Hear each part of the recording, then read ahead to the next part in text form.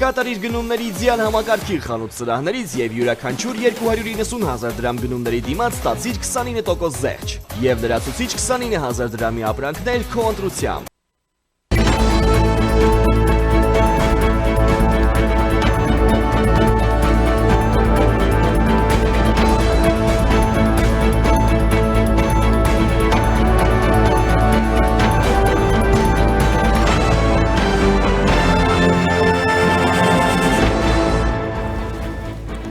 Հայաստանն այսօր խորհրդարան է ընտրում։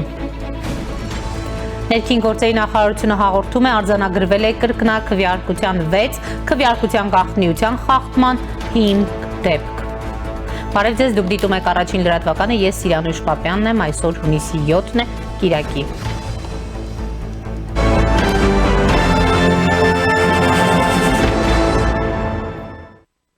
Հայաստանում այսօր խորհրդարանական ընտրություններ են, ընտրություններին մասնակցում են 18 քաղաքական ուժ, 16 կուսակցություն և 2 դաշինք։ Ըստ օրենքի նոր ընտիր ազգային ժողովում պետք է առնվազն 101 պատգամավոր լինի և ամենակիչը 3 քաղաքական ուժ։ Խորհրդարան անցնելու համար կուսակցություններին անհրաժեշտ է 4, իսկ դաշինքներին առնվազն 8% քվե։ Ազգային ժողովի ընտրությունների համար հավատարմագրվել է 13 տեղական դիտորդական առաքելություն, ընդհանուր 2672 դիտորդ։ Կենտրոնական ընտրական հանձնաժողովի հրապարակած ցանկի համաձայն ամենամեծ առաքելություններից են ականատեսը 785 դիտորդով, անկախ դիտորդը 752 դիտորդով, երիտասարդական ակումբների դաշնությունը 368 դիտորդով, համայնքի երիտասարդները 315 դիտորդով։ Համաձայն Հայաստանի ներքին գործերի նախարարության միգրացիայի և քաղաքացիության ծառայության տրամադրած տվյալների Հայաստանում խորհրդարանական ընտրություններին քվեարկելու իրավունք ունի 2,489,031 մարդ։ Քվեարկության համար Հայաստանի ամբողջ տարածքում ձևավորվել է 2005 ընտրատեղամաս։ Այս պահին ամեն ինչ բնականon հունով է ընթանում, լուրջ խախտումների մասին դեռևս ահազանգեր չկան, կան որոշակի տեխնիկական խնդիրներ։ Իրազեկ քաղաքացիների միավորում հասարակական կազմակերպության ծրագրերի համակարգող Դանիել Յոնիսյանը ներկայացրել էր արձանագրված խնդիրները։ Անկախ դիտորդ դաշինքը շուրջ 700 հոգանոց դիտորդական առաքելության կազմով առավոտյան ժամը 7-ից իրականացնում է դիտորդությունը հանրապետության ամբողջ տարածքում, այս պահին գործում են 300 շրջիկ խմբեր և 30-ից ավել արագ արձագանքման խմբեր, որոնք այցելել են ժամը 10:30 դրությամբ 860 ընտրական տեղամաս կամ տեղամասերի ընդհանուր թվի շուրջ 43%-ը, տեղամասերի 72%-ում առավոտյան ուղիղ ժամը 7-ին արդեն ընտրական հանձնաժողովները եղել են տեղում, տեղամասերի 93%-ում առավոտվա նիստում, այսինքն 7-ից 8-ի միջակայքում որևիցե խնդիր խախտում չի եղել, 89%-ում տեղամասերի ժամը 8:00-ին տեղամասը բացվել և սկսվել է հաշվարկը, մնացած տեղամասերում դա եղել է մոտ 5 րոպե ուշ կամ 5 րոպե շուտ, որպես կանոն ուշ։ Տեղամասերի 90%-ում զրոյական կտրոն էլեկտրոնային գրանցման սարքից տպվել է ուղիղ ժամը 8-ին, ուրեմն տեղամասերի կառավարման հետ կապված 81%-ում կահավորման խնդիր չի եղել, 4%-ում լուսավորության խնդիր է եղել, մոտ 4,5%-ում տեղեկատվական պաստառների, այսինքն քվեարկության կարգի օրինակ եւ այլ պաստառների բացակայություն է նկատվել, 11%-ում կահավորման այլ խնդիրներ են եղել, բնականաբար այս թվերի հանրագումարը կարող է 100 չլինել, որտեղ կարող են լինել տեղամասեր, որտեղ նույն խնդրից մի քանի անգամ, այսինքն նույն տեղամասում մի քանի տարբեր խնդիր է լինում։ Տեղամասերի 10:30 դրությամբ տեղամասերի տեսախցիկների 98%-ը պատշաճ աշխատում են և այդ առումով մենք խնդիրներ, մասսայական խնդիրներ չենք տեսնում։ Առավոտյան նկատվել են խնդիրներ կապված էլեկտրոնային գրանցման, որոշ տեղամասերում էլեկտրոնային գրանցման սարքերի կողմից տպվող կտրոնների վրա, ուրեմն ընտրողի ցուցակում հերթական համարի անհամապատասխանության մասով, ըստ էության դրանք ինչ որ մեծ խնդիրներ չեն։ Կենտրոնական ընտրական հանձնաժողովի նախագահ Վահագն Հովակիմյանը նշել է, որ ընտրական գործընթացում ի հայտ են գալիս տեխնիկական խնդիրներ, որոնք արագ լուծվում են։ Վարչապետ Նիկոլ Փաշինյանն է կատարել առավոտյան իր քաղաքացիական պարտքը, ապա պատասխանել լրագրողների հարցերին, ասել, որ ժողովուրդը պետք է որոշի ինչ որոշի, ինքն այդպես էլ կանի։ Իսկ վերընտրվելու դեպքում Մոսկվա էլ, Վաշինգտոն էլ, Թբիլիսի էլ կմեկնի։ Նախ առաջինի երկրորդի հարց չի, Մոսկվայել եմ մեկնելու, Վաշինգտոնել եմ մեկնելու, Բրյուսել եմ մեկնելու, Փարիզել եմ մեկնելու, Թբիլիսիել եմ մեկնելու, ասել եմ նաև, որ հույս ունեմ, որ նաև հնարավորություն կունենամ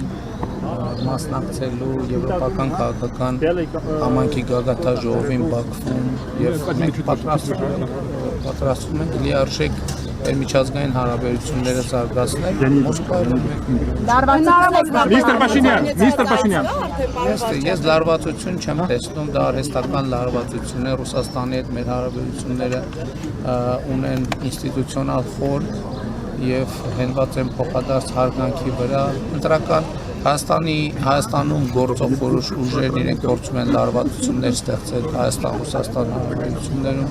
Այդ լարվածությունները չեն ստեղծվում այն պարզ պատճառով, որ Ռուսաստանի Դաշնության նախագահը Միստր Փաշինյան, for Reuters վարչապետներ, բայց հրապարակումներ եղան, որ Ռուսաստանի նախագահ Վլադիմիր Պուտինի աշխատակազմում կա Պաշտոնյա Կիրիենկոն, որը սխեմաներ է մշակում ըստ տարբեր հրապարակումների, այդ թվում նաև Reuters-ի, որ Հայաստան մարդիկ բերեն ընտրությունների վրա ազդեցություն ունենան, այս թեման պատրաստվում եք քննարկել Մոսկվայի հետ, թե ոչ։ Գիտեք, այն սխեմաները, որոնք չեն համապատասխանում Հայաստանի Հանրապետության օրենսդրության, այդ սխեմաները պետք է արժանանան Հայաստանի պետական ինստիտուտների գնահատականին, իսկ ընդհանուր առմամբ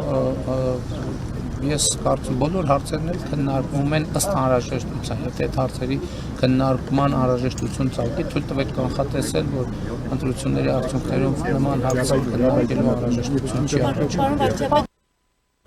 Հանուն Հանրապետության կուսակցության նախագահ Արման Բաբաջանյանը լրագրողների հետ զրույցում նշել է, որ քվեարկել է հանուն Հանրապետության, հանուն ընդդիմափոխության։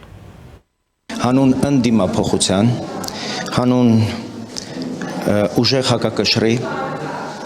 հանուն մի քաղաքական միջավայրի, որտեղ մեր պետության գոյությունը չի վիճարկվում, որտեղ մեր պետության գոյությունը վտանգավոր չի համարվում, որտեղ մեր մի քաղաքական իրավիճակի օգտին, որտեղ մենք ի վիճակի ենք միջազգային մեր գործընկերների հետ ձեռք բերված պայմանավորվածությունները լիարժեք կերպով իրագործել որպես պայմանագրունակ պետություն, որպես պայմանավորվածությունները հարգող պետություն եւ հարգանքի արժանի պետություն։ Ես կարծում եմ, որ մեր ներքին դիմակայունության համար, մեր ներքին դիմադրողունակության համար ծայրաստիճան կարևոր է ոչ միայն լեգիտիմ ուժեղ իշխանություն ունենալը, նույնքան եւ ոչ պակաս կարևոր է ուժեղ ընդդիմություն ունենալը, որտեղ պետությունն առաջ գնալու համար երկու ոտքի կարիք ունի։ Մի ոտքով հնարավոր չի առաջ գնալ։ Մի ոտքով առնվազն կարելի է ցատկել տեղում։ Իսկ մենք այնպիսի մարտահրավերների առաջ ենք կանգնած, որ առաջ գնալը ուղղակի մեզ այլևս կենսական անհրաժեշտություն է։ Ուստի մեր երկիրը դատաիրավական բարեփոխումների, կրթական բարեփոխումների, տնտեսական առաջընթացի, սոցիալական, քաղաքական, ամբողջական ռեֆորմների կարիք ունի, իսկ դրա համար ուժեղ ընդդիմություն է հարկավոր, ուժեղ հակակշիռ, որը գործող իշխանությունից իր հանձնառությունների համար հաշվետվողականություն եւ թափանցիկություն կպահանջի։ Ուժեղ Հայաստանի ցուցակը գլխավորող Նարեկ Կարապետյանը տաշիրում է կատարել իր քաղաքացիական պարտքը, ասել թե եկել է քվեարկելու հանուն մեր երկրում մեծ փոփոխության ու վերակառուցվող Հայաստանին, կոչ է արել 10 րոպե տրամադրել գնալ ընտրության եւ մեծ փոփոխություններ բերել հայրենակիցներին։ Եթե մեր քաղաքացիները ժամանակ չեն տրամադրում, որ գնան ընտրության, նրանց տեղը, նրանց ճակատագիրը որոշվում է այլ ձև։ Եթե ուզում ես քո ճակատագիրը որոշես, 5 տարվա քո ճակատագիրը ընդհանուր երկրի զարգացման, ուղղակի 10 րոպե, 15 րոպե, ոչ մի դժվարություն։ գալիս ես, մտնում ես, դուրս ես գալի։ Առանց դրա համար մեր հասարակությունը հիմնական կարևոր մի գործ ունի։ Այսօր բոլորը գնան ընտրեն իրենց ցանկությամբ, բայց մասնակցեն ընտրության։ Դա շատ կարևոր է։ Մասնակցեն ընտրության, որովհետև դա է այս պարագայում երկրում ամենակարևոր մեր քաղաքացիական դիրքորոշումը, պայքարի ձևը, թեկուզ ապագայի տեսլականը։ Լրագրողների հետ զրույցում Ռոբերտ Քոչարյանը պատասխանել է հարցին արդյոք կա հետընտրական պլան B ռադիկալ փոփոխություններ լինելու են, թե ոչ, նա նշել է, որ Նիկոլ Փաշինյանը պետք է նստի, շատ երկար պետք է նստի։ Փաշինյանից կզուցնելու եմ, սատկացնելու եմ, եռագլխի գլուխները կտրելու եմ եւ այլն, եթե ընդդիմությանը չհաջողվի ընտրվել, այս սպառնալիքները կարող են տեղ հասնել ձեր կարծիքով։ Նայեք, եթե մեր ժողովուրդը հաշտ է այդ կեղտոտ լեզվի հետ եւ կեղտոտ բերանի հետ, ուրեմն թող գնան ընտրեն։ Եթե հաշտ է այդ ամեն ինչի հետ։ Ուրեմն մի մարդ է, որը իր իստերիկ դրսևորումներով ցույց է տալիս, որ ավելի շատ sense պացիենտի կարգավիճակ ինքը պետք է ունենալ, այլ ոչ թե երկրի առաջնորդի։ Եվ այդ մթնոլորտը թունավորել երկրում նման բառապաշարով ուղղակի անդրադրել է։ Սպառնալիքների մեծ մասը ձեզ էր ուղղված, պարոն Քոչարյան, ասում էր, որ Ռոբերտ Քոչարյանը պետք է կյանքի մյուս հատվածը անցկացնի բանտում։ Մարտի 1-ի գործի հետ կապված։ Գիտեք, մարտի 1-ի մասին շատ է խոսում մեկ պատճառով։ Ինքը իրեն թվում է, թե մարտի 1-ով ինքը սրբագրում է այս 5000 իրեն կողմից բերած զոհերը եւ հսկայական կորուստները։ Սա է այդ մարդու ֆոբիաների դրսևորումը։ Ինչ վերաբերում է նստելու չնստելու, ես ապօրինաբար նստել եմ, արդարացվել եմ եւ հիմա ժամանակն է օրինական ձևով Նիկոլ Փաշինյանի համար շատ երկար նստելու ժամանակ։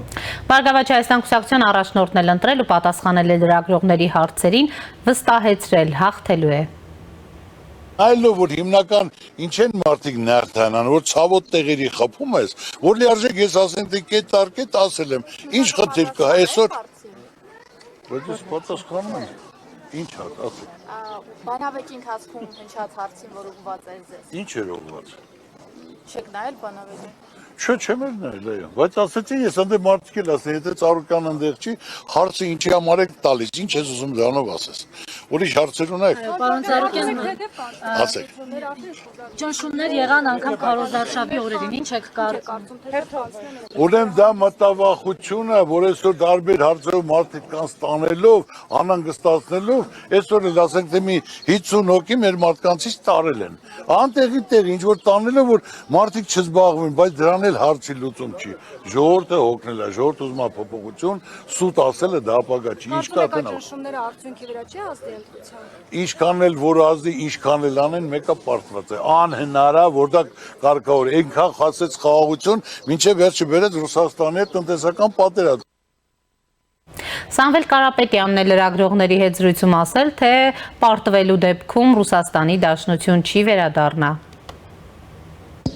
Я никуда не вернусь. Я буду 10 лет работать в Армении. И не переживайте, у меня много работ.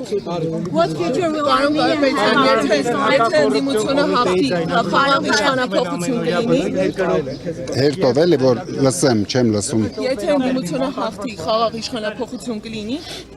Այդ եթեներով չխոսենք, կյանքը ցույց կտա, ընդամենը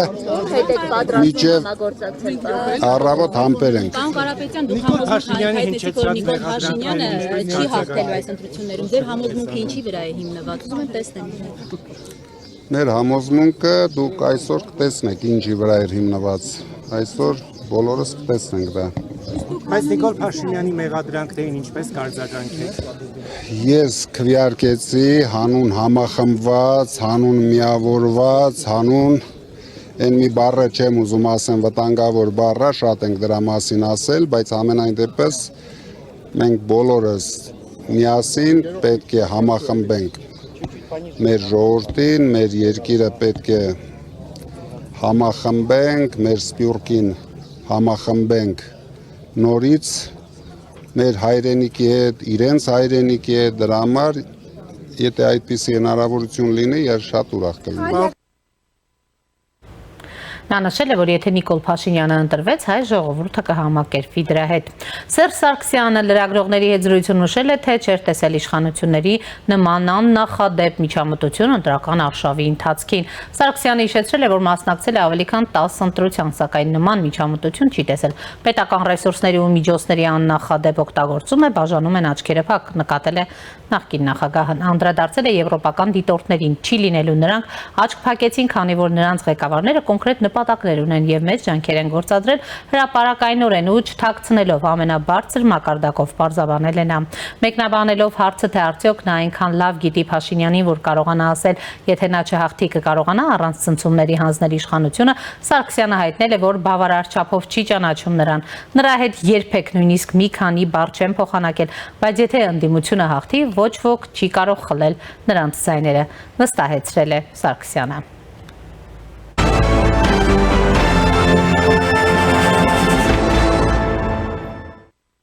Հունիսի 7-ին ժամը 14:00-ի դրությամբ ներքին գործերի նախարարության օպերատիվ կառավարման կենտրոնի 112 հեռախոսահամարին եւ 8767 թեժ գծին ստացվել է 29 ահազանգ, արձանագրվել է կրկնակվյարկություն 6 քվյարկության գաղտնիության խախտման 5 դեպք, որոնցով կազմված փաստաթղթերը ներկայացվել են նախաքննական մարմին, ձերբակալվել է 6 անձ, ենթադրյալ իրավախախտումների վերաբերյալ ստացված 121 տեղեկությունները ստուգման փուլում են, ստուգվել են նաեւ մամուլում ու սոցիալական հարթակներում ընտրությունների վերաբերյալ հրապարակումները։ Ընտրողների լրացուցիչ ցուցակներում ընդգրկվելու մասին դիմում ներկայացրել է 1326 անձ, ընտրություններին մասնակցելու համար համայնքներում ժամանակավորապես տրվող անձը հաստատող փաստաթուղթ ստացել է 752 անձ։ Ներքին գործերի նախարարության միգրացիայի ու քաղաքացիության ծառայությունում գործող զանգերի կենտրոնում ընտրությունների կազմակերպման ու անցկացման վերաբերյալ ստացվել է ընդհանուր առմամբ 820 զանգ։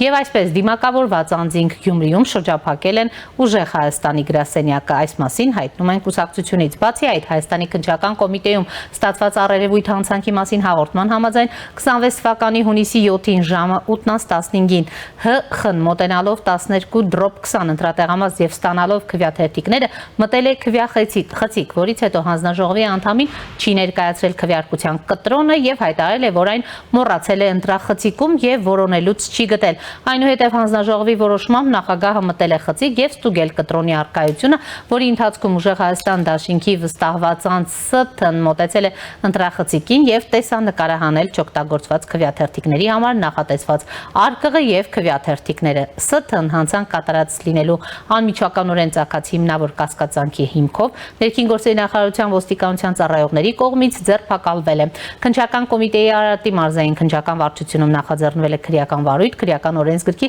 215-րդ հոդվածի 2-րդ մասով քվյարկության գաղտնիությունը խախտել է։ Քրեական վարույթի նախաքննությունը շարունակվում է։ Այս պահին առաջինի տաղավարում զրուցելու եմ ռեժիսոր, պրոֆեսոր, հանրային խորհրդի անդամ Ռուբեն Բաբայանի հետ։ Բարև ձեզ, պարոն Բաբայան։ Շնորհակալ եմ հրավերն ընդունելու համար։ Ես եմ շնորհակալ։ Պարոն Բաբայան, իսկապես այսօրը կմնա մեր պատմության մեջ,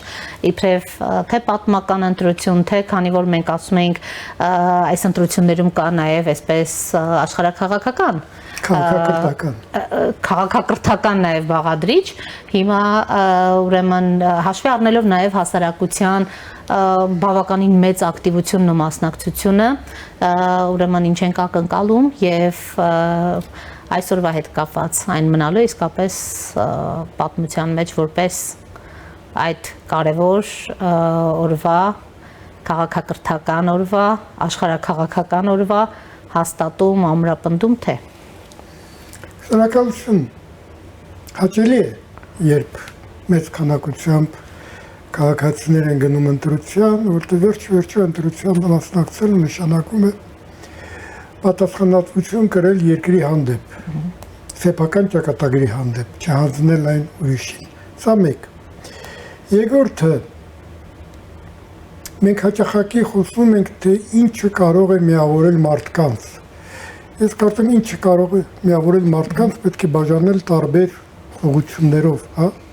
Ասենք թե ընտրությունն ինչ կարող է միավորել մարդկանց, շատ տարբեր հայացքներ ունեցող մարդկանց, շատ տարբեր մոտեցումներ, համակրանքներ, հակակրանքներ, արդար ազատ ընտրությունները, անկախ արդյունքից եւ պատրաստականությունը ճանաչել ընտրության արդյունքները անկախ սեփական նախասիրություններից։ Բայց մենք տեսանք Սարգսյանն ինչ էր ասում, Սարգսյանն ասում էր, որ այսպիսի աննախադեպ միջամտություն չի եղել եւ ավելին ուրեմն եվրադիտորդները աչք են փակելու այս ամենի առաջ։ Շատ մարդիկ կլինեն, որտեվ այնինչ ես ասում, սա երկար process է, մենք դեռ գտնվում ենք սրա գուցե ճանապարհի սկզբին, բայց այս մեծ քանակը մասնակիցների մարդիկ մասնակցում են այն ժամանակ, երբ որ որոշակի հույսեր են կապում եւ վստահում են այդ process-ին։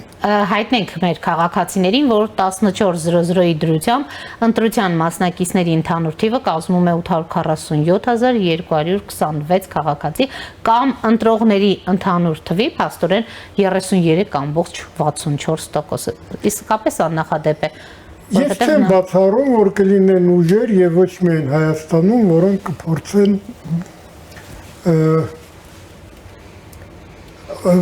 ապա լեգիտիմացնել այս ընտրությունները։ Առավել եւս, որ մենք դրա ահազանգերը արդեն ստացել ենք ամենաբարձրաստիճան, ուրեմն պաշտոնյաներից ուրիշ երկրի, եւ իհարկե ամբողջ process-ը նախընտրական գնում էր դեպի նրան, որ դա այսպես ասած վարիանտ B-ն էր։ Ես հենց կարծեմ ձեր տաղավարում օրեր առաջ ասել էի, որ ես ոչ այդքան մտահոգված եմ հունիսի 7-ով, ինչքան հունիսի 8-ով հետ ընտրական process-ներով։ Ես կարծում եմ, որ մենք պետք է անենք ամեն ինչ, որպեսզի ընտրությունները լինեն ազնիվ եւ արդար, որպեսզի այն խախտումները, որոնք եղել են եւ որոնք կարող են ինչ-որ չափով ազդել ընտրության արդյունքների վրա, իսկապես ենթարկվեն քննության եւ մեղավորները պատժվեն։ Դա մեզ է պետք առաջին հերթին, ոչ մի երկրին դա պետք չի։ Ես աննախադեպ էին այդ ընտրակաշառքի դեպքերը, երեք էլ տեսակ որքան հարյուրներով էին մարդիկ արդեն ձերբակալվում, պարոն Բաբայան։ Սա եւս մեր կյանքի մի շատ կարևոր մասն է, ես անկեղծ ասած ունեմ որոշակի մոդել, ինձ թվում է ընդհանրապես այս ընտրություններից հետո անհրաժեշտություն կլինի մի հատ լավ վերանայել բազմաթիվ հարցեր, եւ երկքաղաքացիության հարցեր, եւ կաշառքի դեմ պատժամիջոցները, եւ ոչ միայն պատժամիջոցները, այլ նաեւ մեթոդները, որոնցով կարելի է պայքարել դրա դեմ։ Իրեք կաշառակերությունը դա այն հանցագործությունն է, որ ամենադժվար բացահայտվողն է։ Եվ համաշխարհային վիճակագրությունը ցույց է տալիս, որ միայն 1%-ն է բացահայտվում, որտեղ շահագրգռված կողմ չկա կաշառակերության բացահայտման մեջ։ Եվ տվողն է գող եւ վերցնողը։ Իհարկե, սա ամենաբարդ հարցն է, բայց կարծում եմ այդտեղ էլ կան միջոցներ։ Պարզապես սրանով պետք է լուրջ զբաղվել, ինչպես նաև այն խանգամանքով, որ երկրի ճակատագիրը իրավունք ունեն որոշել միայն այն մարդիկ, որոնք կրում են որոշակի պատասխանատվություն այդ երկրի համար, որոնք ունեն որոշակի պարտավորություններ պետության հանդեպ, որոնք կարող են ներկայացնել նաև իրենց պահանջները պետության եւ որոնց հանդեպ պետությունը կարող է պահանջներ ներկայացնել։ Պարոն Բաբայան, ճիշտ եմ հասկանում, որ վստահաբար դուք էլ նայել եք այն տեսանյութերը, թե ինչպես են ուրեմն հարյուրավոր, ուրեմն կամ հազարավոր քաղաքացիներ Ռուսաստանի Դաշնությունից այ հենց երկքաղաքացիություն դուք ասացիք, իմ աչքի առաջ եկան այդ տեսանյութերը, ինչպես են գալիս այստեղ քվեարկելու եւ նույն օրը անպայման վերադառնալու, որովհետեւ Հայաստանում հետընտրական ցնցումներ կարող է լինեն, հանկարծ այնպես չլինի, չկարողանան վերադառնալ իրենց հայրենիք արդեն,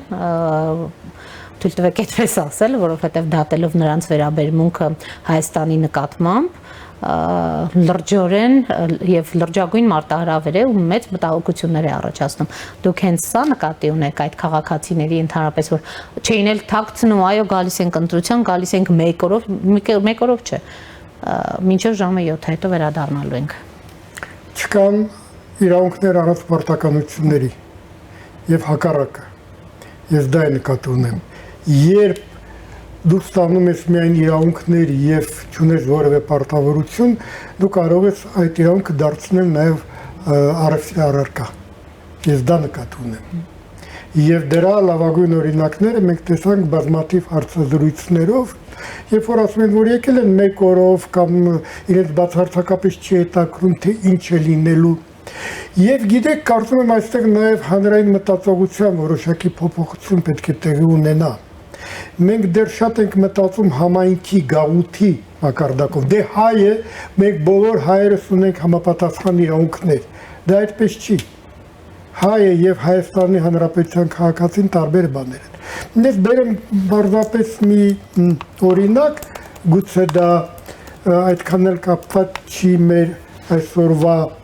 իրադարձությունների հետ, բայց կարծում եմ բոլոր դեպքերում ճիշտ։ Ես ունեմ մի որոշակի քանակով ֆրանսահայ ընկերներ, որոնք բնակվում են Ֆրանսիայում, որոնցից լսել եմ շատ հետաքրքիր, բոլորը մոտավորապես նույն ձևով են խոսում։ Մակրոնը, այո, Մակրոնը Հայաստանի համար շատ մեծ բան է անում։ Մակրոնը իսկապես Հայաստանի ընկերն է եւ կարևոր անձնավորություն է Հայաստանի համար, բայց մենք որպես Ֆրանսիայի քաղաքացի ֆրանսիական ընտրությունների ժամանակ Մակրոնի կուսակցության դեմ ենք քվեարկելու, որտեղ նա մեզ որպես Ֆրանսիայի քաղաքացի ձեռք չի տալիս։ Սա շատ կարևոր է եւ սա շատ ճիշտ մոտեցում է։ Որտեղ քաղաքացի լինելը եւ դու ընտրում ես երկրի ղեկավարը շատ ավելի կարեւոր է, քան քո ազգային պատկանելությունը։ Նույնը մենք տեսնում ենք Միացյալ Նահանգներում, նույնը ուզած երկրում, դե բացի Ռուսաստանից, որտեղ այնտեղ ընտրություն հասկացողություն չկա։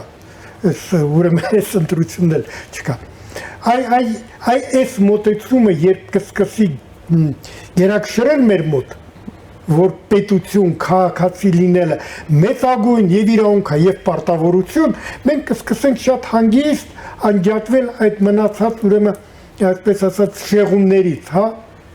Հայ ենք, հայրենիք, հա, եկել ենք ստեղ մի օր Գառնի, մի օր Գեղարդ, մի օր ընտրություն, հետո հետ Ռուսաստան։ Չէ, չի կարող այդպես լինել։ Ըստ էության պիտի ընտրական օրենսգրքում այս մասին եւ նաեւ երկքաղաքացիության օրենքում լրջագույն փոփոխություն լինի, այսինքն մարդը ամբողջ կյանքում ապրում է Ռուսաստանում, բայց գալիս է Հայաստան մասնակցելու ընտրության։ Կամ գոնե պիտի վերջին, չգիտեմ, 7-8 ամիսներին էստեղ լինի, կամ վերջին տարիներին որոշակի քանակությամբ, այսինքն այնպես էլ չի, որ պիտի ընդհանրապես արգելել։ Այստեղ գործ ունենա որոշակի պարտավորություններ կրի եւ երկրի պաշտպանության եւ երկրի տնտեսական զարգացման։ Եկեք պարզապես վերհիշենք, թե ինչպես մտավ երկքաղաքացիությունը եւ Հայաստանի Հանրապետության անձնագիրը, որը տրվում է, որպես հուշանվեր։ Եկեք անկեղծ խոսենք։ Մարդիկ ասում են, այ ես ստացա Հայաստանի Հանրապետության անձնագիր, սիրտս հովացավ, ես կդնեմ հիմա պատվավոր տեղ կամ պատին կփակցնեմ, ուրեմն համապատասխան շրջանակի մեջ։ Չէ, եղբայր, դա հուշանվեր չի, դա պարտավորություն է, որում շատ մեծ պարտավորություն է, եւ այդ պարտավորությունը պետք է կոնկրետ օրենքով ուրվագծված լինի։ Հասկանում եք, ոչ թե, գիտեք ինչ 44 օրվա պատերազմի ժամանակ ես $50 եմ ուղարկել, եղբայր, դա չի։ Կոնկրետ պարտավորություններ եւ կոնկրետ իրավունքներ, որը դուք ունենաս այս երկրում։ Սա շատ կարեւոր է։ Ես կարծում եմ սրա կարիքը կա եւ պետք չի ուրեմն հետաձգել այդ process-ը, այլ հենց այս ընտրությունից հետո պետք է զբաղվել նման հարցերով կաշառակերության դեմ, ոնց ենք պատասխանում ձայն վաճառելու,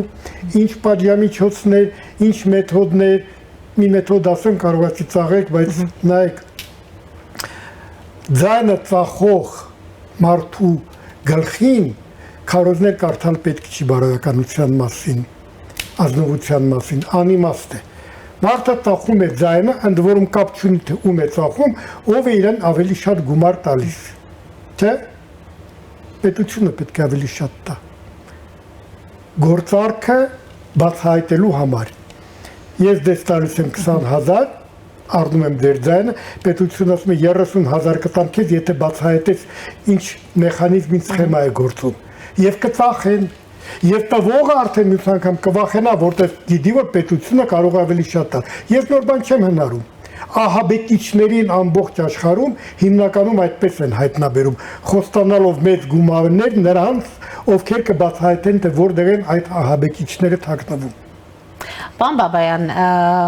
կարելի է ասել, որ իշխանությունը, իշխող թիմը պարզապես չէր պատկերացնում այս աննախադեպ չափերի ընտրակաշարքը կարող է լինել, հաշվի առնելով, որ նախորդ ընտրություններին այս ծավալի իսկապես չի եղել, այսքան ձայնագրություն չի եղել, դրա համար էլ այս ուղղությամբ մեծ հաշվով անպատվաստներ եւ աշխատանքներ չէին իրականացվել։ Ես կարծում եմ չէին պատկերացնում, որտեվ հաշվի չէին առել օտար երկրի մասնակցությունը։ Բայց կարելի էր դա հաշվի առնել, որովհետև դա արդեն վաղուց է հայտարարված։ Հիբրիդային սպառնալիքների մասին դեռ նախորդ տարվանից էին խոսում։ Դեռ նախորդ տարի էր արտաքին գործերի նախարարությունը դիմել Եվրամիությանը նախարարը, եթե հիշում եք։ Այո, եւ սպառնալիքներ կային, եւ ցանկություններ կային, եւ կոնկրետ արտահայտություն կար, թե որ ուժերին է պաշտպանում ուրիշ, հա, հյուսային հարևան Ռուսաստանը։ Ուզում եւ խնդիրը սա եմ ուզում մի բան ընդգծեմ, որտեղ մեր մոտ հաճախակի խոսվում է, հա, պրոռուսական, պրոեվրոպական եւ այլ, պրո լինելը հանցագործություն չէ, դա նորմալ երևույթ է, աննորմալ երևույթ է ոչ թե պրոռուսական լինելը, այլ ռուսական լինելը Հայաստանում, ռուսական ուժ ներկայացնելը, ամերիկյան ուժ ներկայացնելը, թուրքական, պարսկական կապ չունի, որտեղ պրոն ներկայացնում է պարզապես ուղղվածություն։ Իսկ եթե դու այդ երկրի ուժն ես, դու պարզապես այդ երկրի շահն ես հետապնդում ներ հայրենիքում։ Պարոն Բաբայան, ընդհանուր առմամբ եթե դիտարկենք այս մեկ ամիսը քարոզարշավի մեկնարկից հետո ինչ process-ներ տեղի ունեցան, ձեր գնահատմամբ մենք ավելի առողջացած հասարակություն ունեցանք, թե հակառակը հասարակություն, որը ավելի խոր ապաթիայի մեջ մտավ, հաշվի առնելով նաև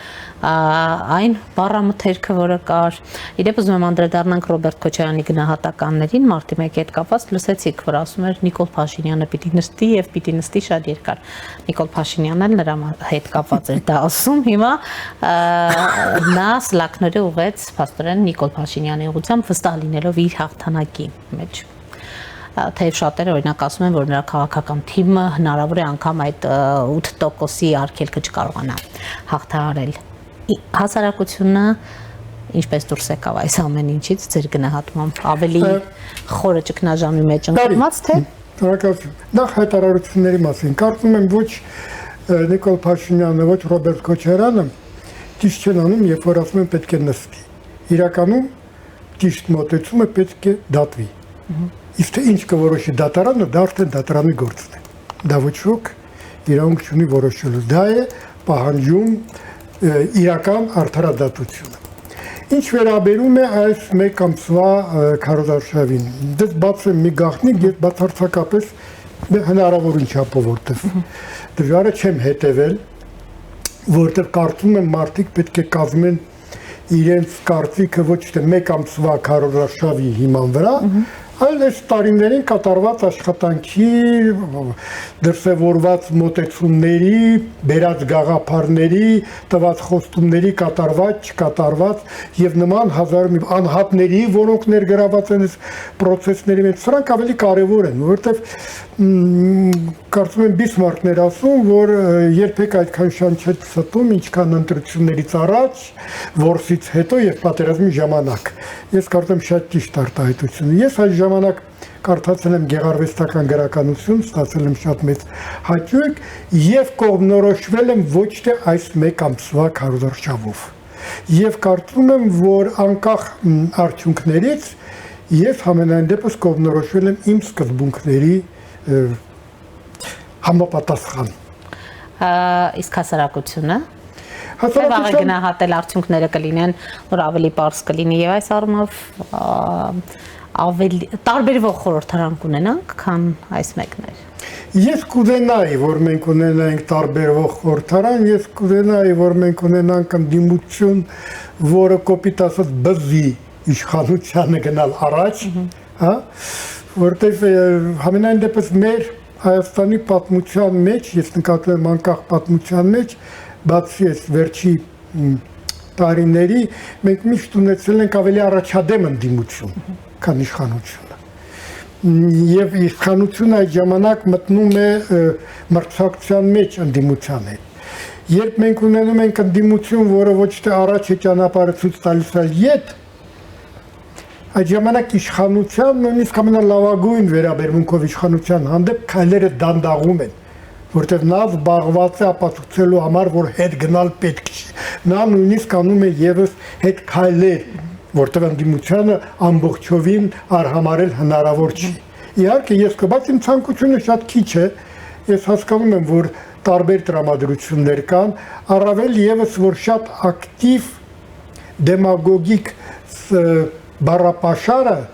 գրավում է մարդկանց ուժեղը, հա, ազգայնասիրություն եւ այլն բաներ։ Այ երբ որ մենք սրանից ազատվենք, հասկանանք, որ չի կարելի ասել ես բարություն եմ քարոզում, բարություն բոլորն են քարոզում։ Եկեք նայենք կոնկրետ ինչ կա սրա տակ։ Ես ուզում եմ, որ լինի ազնիվ այս երկիրը։ Բոլորն են ուզում, ոչ ոք չկա, ոչ մեկի ծրագրի մեջ չկա անազնիվ երկիր եմ ուզում կառուցել։ Եկեք կոնկրետ խոսենք։ Իմ սիրած գրողներից մեկը Լև Տոլստոյը ասում էր. շատ հեշտ է խոսել տիեզերքի մասին, շատ դժվար է խոսել գառնանացանի մասին, որտեղ դա կոնկրետ խոսակցություն պետք է լինի։ Մեր Վանո Սիրադեղյանը մոտավորապես նույն ձևով էր ասում, հա, պատմական հայրենիքը չի պահանջում ջանք չի պահանջում աշխատանք, ոչ մի բան։ Կոնկրետ հայրենիքը պահանջում է, որ դու ամեն մի սանտիմետր վրա քրտինք տապես, որպեսզի նա կայանա։ Բայց սա դժվար աշխատանք է։ Այ երբ մենք դրանից կհրաժարվենք, ես նկատում եմ հադրության մեծ մասը, հավատացեք, որ այդ բառապաշարը կվերանա, որտեղ այն ինչ որ չունի պահանջարկ չի ներկայացվում։ Մի քիչ մեզնից ավելի շատ է կախված, որպեսզի մեր հանրությունը մի քիչ ավելի քիչ լինի քաղաքականացված, այլ ուրիշ արժեքների վրա, պետականամետ արժեքների վրա կառուցի իր սպասելիքները քաղաքական ուժերից, այլ ոչ թե ուրեմն այսպիսի գավառական, գաղութային բառապաշարի վրա։ Պարոն Բաբայան, տեսեք, շատ կոնկրետ խոստումներ էին հնչում, ինչպես դուք եք նշում, տիեզերքի մասին ինչքան ասեք կային, բայց նաև այս անգամ շատ հասցեական էին այն հայտարարությունները, որ սրանից այս տունը կվերցվի, պետությունից գողացվածը կվերցվի, քաղաքացիները շատ հստակ հարց էին տալիս, բայց այս 8 տարին հարցը բավարար չէր դրա համար։ Ինչ եք կարծում, եթե 8 տարի հնարավոր չի եղել կամ չեն կարողացել դա իրականացնել, ապա հաջորդ 5 տարին ինչու պիտի քաղաքացին վստահի, որ կարող են կյանքի կոչել։ Հնարավոր է գնալ իսկապես, ինչպես ասում են, ձեռքը խփել սեղանի եւ իսկապես այնպիսի աշխատանք իրականացնել, որին քաղաքացին վաղուց էր սպասում։ Ես հիմա կասեմ մի բան, որը երևի շատերը չեն կիսի։ Ես ելի եմ ասում, արդարադատությունը պետք է հաստատի արդարադատության համակարգը։ Որ դատարանը, որ դատավորը, կաշառված դատավորը, այս խնդիր է, դրա համար խոսքեր գնում, որպեսզի այն վերին համապատասխան, այդ ամեն ինչ մասին, դա գեղեցիկ բառեր չէին, այ մենք չէինք գա, չէինք կանգնի այս փաստի առաջ, եթե կատարվեին ճիշտ քայլեր, որտեղ հիմա կարելի է էլի ասել, սրանից կխլենք դու նախ ինչի պետք է խլենք, եթե դա օրինական է։ Ով պետք է հաստատի, որ դա անօրինական է։ Եթե անօրինական է, ինչու մինչև հիմա պետությանը չի վերադարձվել։ Հարցերի այսպես մեծ հարցեր են, եւ եթե նկատել եք ամենայն դեպս զարգացած երկրներում նման հարցերը ինչը պետք է վերցնել, ով ինչքան պետք է նստի, բարձրացնում է դատախազությունը։ Դատախազությունն է իրականացնում արդարադատությունը։ Ուրեմն պետք է առաջին հերթին այդ համակարգը ստեղծել, համապատասխան իր ամբողջ ատրիբուտներով, ես նկատում եմ քչական մարմիններով, այդ վկաներով եւ այլն եւ ամեն ինչ, որպեսզի հանրության մեջ, իսկ հանրությունը բոլոր դեպքերում տարբեր կարծիքներ ունի եւ տարբեր համակրանքներ։ Այդ ամենը չընկալվի որպես վրեժխնդրություն, այլ ընկալվի որպես արդարադատություն։ Դատարանը, ասենց ասեմ, բանտ նստացնելու համար չէ իրականում։ Դատարանը արդարություն հաստատելու համար է։ Եվ էլի մի բան ասեմ, այ մենք հաճախ պետք է գնա նստի, չպետք է գնա նստի։ Եթե մարդը դատապարտվի եւ նույնիսկ դատարանի որոշումով չնստի, սա արդեն հանրության համար պիտի դառնա ցուցանիշ եւ այդ մարդու համար խայտարակություն, որ դու դատապարտված ես, նա մերժված պետք է լինի, անկախ նրանից նստում է, չի նստում, 10 տարի է նստում, ծմահ է նստում, թե մեկ ամիս է նստում։ Մենք ըստ էության այսօր երեկոյան, իսկ վաղը ավելի հստակ, արդեն արդյունքներով կունենանք Հայաստան, որը կատարեց աշխարհաքաղաքական ընտրություն, ինչ եք կարծում, պարոն Բաբայան։ Ես կարծում եմ, որ ըստ հերթականությանն, այսպես ասած, քաղաքական ուժերի, որոնք կհատեն շեմը, մեծամասնություն կլինեն կամ։ Ես չեմ կարող ասել դա, ոչ միայն որտեղ այսօր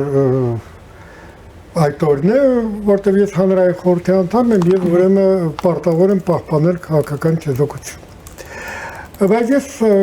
կարծում եմ, որ կուզեմ մի քիչ ավելի ձեր հարցին մի քիչ ավելի հերվից մոտենալ, եթե կարելի է։ Ես կարծում եմ, որ այն ողբերգությունները, որ մենք ապրեցինք, նկատի ունեմ առաջին հերթին 44-օրյա պատերազմը եւ Ղարաբաղի կորուստը, շատ-շատերին դարձրեցին ավելի իմաստուն։ Բայց շատ-շատերին էլ ավելի ագրեսիվ նրանք են, որոնք միշտ սովոր են ման գալ մեղք ուրիշի մեջ,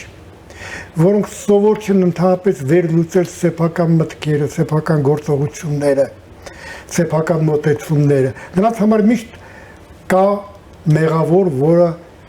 քո մեջ չէ։ Սա հարմար դիրք է,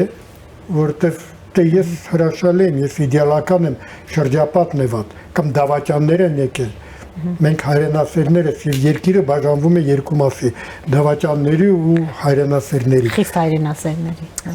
Այդ երրորդ մասը։ Այդ երրորդ մասը։ Չէ, ես կարծում եմ, ես չեմ կարող ինձ թույլ տալ ունենալ վատ կարծիք իմ ժողովրդի հանդեպ, ոչ միայն այն պատճառով, որ ես ինքս եմ հայ եւ այ ժողովրդի ներկայացուցիչ եմ եւ Հայաստանի Հանրապետության քաղաքացի եմ, ես պարզապես տեսնում եմ բազմաթիվ երևույթներ, որ ապացուցում են, որ մեր ժողովուրդը մտածել գիտի, վերլուծել գիտի։ Ուրիշ հարց կա, երբ, ցենց ասենք, երբ դու այդ անհատական հատկությունը վերլուծելու, մտածելու հանում ես քո մեջից եւ դարձնում ես դա կոլեկտիվ երևույթ, դու հաճախակի հրաժարվում ես մտածելու, վերլուծելու ունակությունից։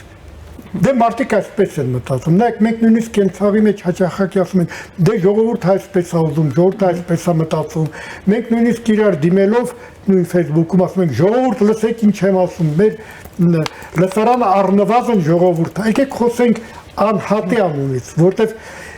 այն պատասխանատվությունը, որը ես կվերցնեմ իմ վրա, դա իրական պատասխանատվություն է։ Այն պատասխանատվությունը, որ ես կլողոզեմ, կտարածեմ ժողովրդի վրա, դա նշանակում է պատասխանատվությունից խուսափել։ Ես կողմնակից եմ, որ յուրաքանչյուր մարդ, ինչպես ասում են, մենք քվեարկում ենք մեկ քվեատ հերթիկով, չէ՞,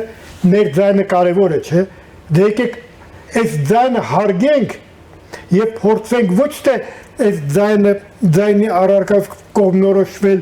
սիմպատիաներով, էմոցիաներով եւ այլ որոշենք, որ այս ձայնը ծանրակշիռ է, ամենածանրակշիռ ձայնն է, որտեղ դա իմ ձայնն է։ Եվ մասնակցության մասով կարող ենք ասել, որ փաստվում է, որ այդ իմ ձայնը կարևոր է, կարծեք թե արմատանում է, եւ վերջում պարոն Բաբայան, քանի որ 14:00-ի դրությամբ անդրադարձանք ընտրողների թվին, 26 թվականին 33.8%, 18 թվականին 24.5%, 21 թվականին փաստորեն 26.8% նույն ժամի դրությամբ, այսինքն ակնհայտ է ակտիվ մասնակցությունը, սա նաև ցուցանիշ է այն բանի, որ քաղաքացին տերը իր քվեին, եթե միանշանակ չեմ կարծում, որ այդ քանակի ավելացումը կազմված է ուրեմն իր կուսկից եկած քաղաքացիներով, չէ իհարկե։ Հայաստանի Հանրապետության քաղաքացին ավելի շատ է վստահում ընտրությանը։ Շնորհակալ եմ, պարոն Բաբայան։ Ես եմ շնորհակալ։ Առաջինի տաղավարում զրուցում է ռեժիսոր, պրոֆեսոր, հանրային խորհրդի անդամ Ռուբեն Բաբայանի հետ։ Այս ժամի համար այսքանն էինք նախատեսել։ Հետևեք մեր թողարկումներին, կհանդիպենք։